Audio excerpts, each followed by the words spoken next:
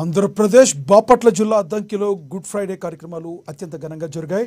Good Friday సందర్భంగా చెక్క సిలువను భుజాలపై మోస్తూ పుర వీధుల్లో తిరిగారు యేసు సేవకులు. కులమతాలకు అతీతంగా ప్రేమ, క్షమ, కరుణ కలిగి ఉండాలని జీసస్ చెప్పారన్నారు.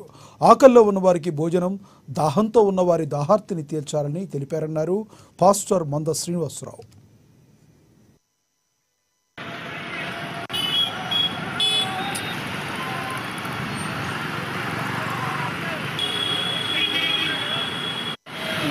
మంద శ్రీనివాసరావు గత ఎన్నికల్లో స్వతంత్ర అభ్యర్థిగా ఎన్నికల్లో పోటీ చేయడం జరిగింది.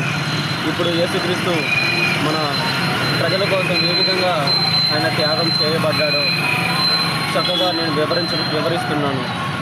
మీరు దయతో తెలుసుకోనండి. మతానికి సంబంధించింది అయినప్పటికీ నేను రాసినటువంటి ఈ యొక్క పదాలను ప్రతి ఒక్కరి గురించి రాశాను. మానవత్వం గొప్పది, చదువు గొప్పది, త్యాగం గొప్పది.